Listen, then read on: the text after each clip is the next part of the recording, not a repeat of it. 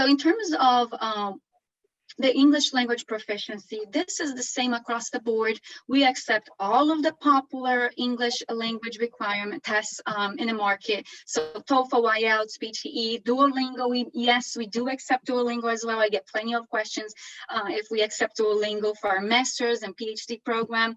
Yes, we do. So for Duolingo, it seems like it's the most popular one right now. The minimum required is 95. For your scores. For TOEFL is minimum 70, IELTS 6.0, PTE 50, and we also provide different waivers as well. In the full list, you can check in the link on the right corner of your slide. And this is the same across the board, undergrad and graduate students, for graduate students as well. So a little bit about freshman application. One important thing to point it out is that our application is free for all levels, for undergrad students and for graduate students. So there's no need to ask for a fee waiver. It's already given to you. So go ahead and try it out. It's a very simple application. You would be, surprised of how quickly you can go through our application. And for our undergrad students, it's one application. We make it easy for you guys. So if you're a freshman student, you can select freshman. If you're a transfer student, you select transfer. And if you don't know if you're a freshman or transfer, guess what? We can help you out. So once you submit that application, you'd have access to an application portal where you can upload all of your supporting materials. So for a freshman student, all we're looking for is your application, first of all. Everything starts with the application, and then after that, you need to upload your language proficiency test and your high school transcripts. For many of our programs, the minimum required is a 2.0 out of 4. That does not include our engineering programs. As I mentioned to you guys, it's very highly ranked. So that starts at a 3.2 GPA out of 4. Also, good news, we are a test optional institution, which means that we're no longer require the SAT or ACT test scores, which saves you money, right? Because those tests are expensive. And the biggest news as well is that we do the foreign credential evaluation in-house for you. So, however, if you already have that done, please make sure you upload to our application portal, because it will just speed up the process instead of us doing it for you. And it will just, be quicker for you to receive that decision. As you see there, we do not require letters of recommendation. Guess what? I've been doing this for 6 years. I haven't received one bad letter of recommendation. So we just, myself and Laura, eliminated that step for you guys, for our freshmen and transfer students. Performing in creative arts, there's just an additional little step. It could be an audition or a portfolio review. And that's it, guys, for a freshman application. And you can move to the next slide, Olga. For our transfer students, if you have a minimum of 12 college credits, we consider you a transfer student, and then we have to select in your application transfer. And like I said, if you don't know, you can just go through the questions, and the system will, provide you that information. It's the same application. It's called the International Undergraduate Freshman and Transfer Application. The difference here for transfer students is that you need, instead of sending your high school transcripts, you need to submit your college transcripts from every single institution attended. You also need to provide your language proficiency test. And beyond that, we'll do the foreign credential evaluation for you in-house. One important thing to know is that for language proficiency, once you upload that document, please, collaborate with us. It takes us a couple of days for our processing team to verify that score. So just because it means that you uploaded, it doesn't mean that it was processed. You'll be able to see once it's processed, once you see a green check mark, then that means that it is processed. Next slide, please. I'm trying to move through this undergrad really quickly, because I know we're, India is particularly more graduate students. So here's our cost. As I mentioned to you guys, our tuition fees, it's pretty affordable, 23,400 for an undergrad student. This is out-of-state cost. And the good news here is that you can literally take up to 17 college credits, academic college credits, and not pay additional fees, which many institutions after that 12, college credits, you pay additional fees. Room and board, this is average. We have many different options, which Lauren will touch on, and they all vary in price. We have, the traditional dorm, but we also have luxury dorm, and they have different price, right? Luxury means more expensive. The other ones is a little bit more, cheaper. Insurance and expenses, that just means your health insurance and other different out-of-pocket expenses that varies by each student. As you see the total cost there, this is the cost that is showed on the I-20. It's about 44,500, but I can assure you that our students do not pay that because we do have a great scholarship package. For our undergrad students, we offer a auto scholarship for freshman students and for transfer students. And there is not a separate application. Once you apply and you submit those couple of supporting documents, you're done. And there is not a separate application for scholarship. We start giving scholarship starting at a 2.6 GPA. This is unheard, guys. Typically is a 3.0. So, that gives, students with a little bit of a lower, GPA, you can still get something. And we also have different additional scholarships. So, for example, for IB diploma students, they get a different scholarship, particular for IB. Our range for a scholarship is from 1,000 to 19,000. 19,000 being the highest you can get, and that is stackable, meaning that you can get our auto scholarship that also includes some brown and gold scholarship as well.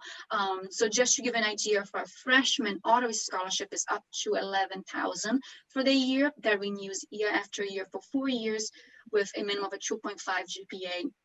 For transfer students, up to 7,000 for the year, and so on. You can always talk to your counselor regarding additional scholarships and see if you can qualify for that. But my last point is 19,000 out of our tuition, it's just 4,400 that you need to cover. So that is really, really affordable. So next slide, Lauren will discuss a little bit more about graduate admissions.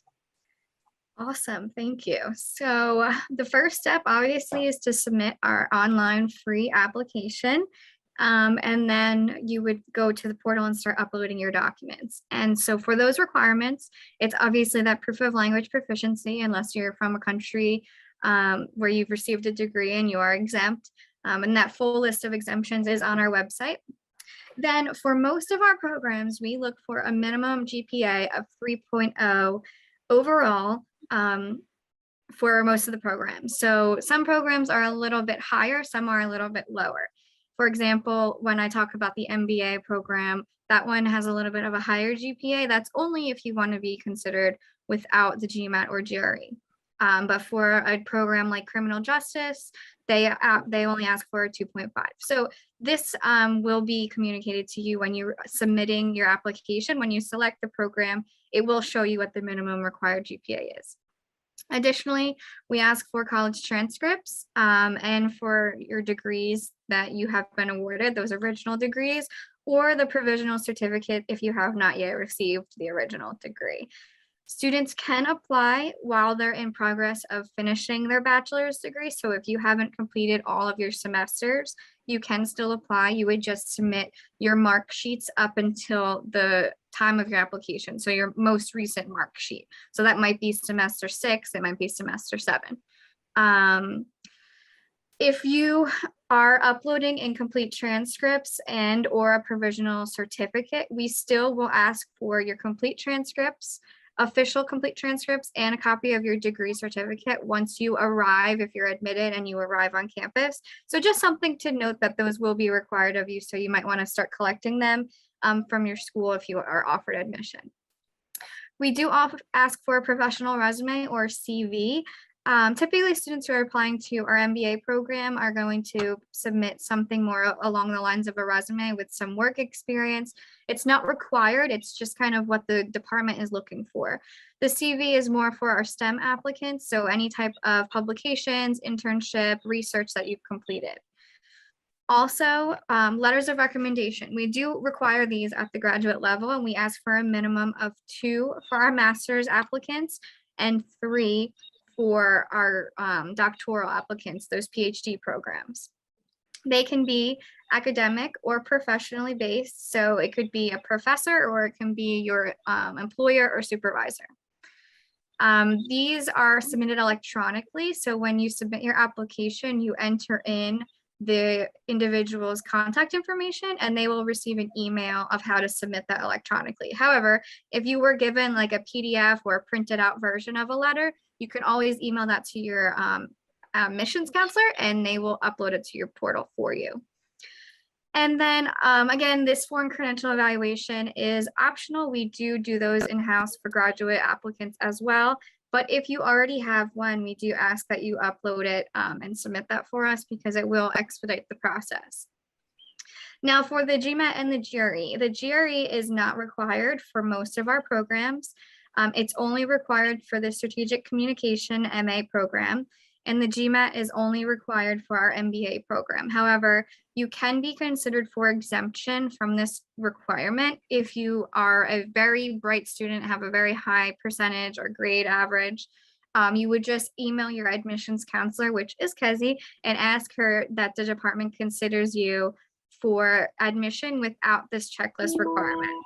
If you do not email her, it's going to stay as an outstanding requirement on your checklist and your application won't move forward. So that's definitely something that you want to make note of. If you don't have this, you can be considered without it. You just need to ask. Next slide, please.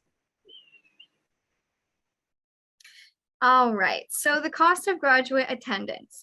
You'll see here that it notes out of state and in-state. What's really cool at our at Rowan for our graduate students is that we do not charge out-of-state tuition or an international student fee. All of our graduate students pay the same cost. So if I were to go to school, I would pay the same cost as you to go to a graduate program. So the tuition and fees is $16,400, and that's for the year. The room and board and insurance and expenses and overall cost you see here is what's listed on our I-20. However, our students definitely do not pay this because graduate students are not required to live on campus or have a meal plan. So this is what you'll see as our average room and board for graduate students, but again, they live off campus. And insurance, you can show proof of your own, and expenses is what you do on the weekend in your own time. When we surveyed our graduate students, they do not pay more than $20,000 for the year. So that's almost $4,000 in extra expenses out of pocket. So because we do offer that discounted tuition rate for all graduate students, we unfortunately don't offer merit-based scholarships for graduate applicants, but there are other ways that you can receive financial assistance through graduate assistantships or graduate research assistantships. And graduate research assistantships, ooh, mouthful, is students who apply for our MS programs that have a track 1 option or PhD programs. So for example, if you apply to the MS in Mechanical Engineering Track 1 thesis program, you'll be considered for graduate research assistantship opportunities. And again, if you apply to like a mechanical engineering doctoral program, you are automatically considered as well.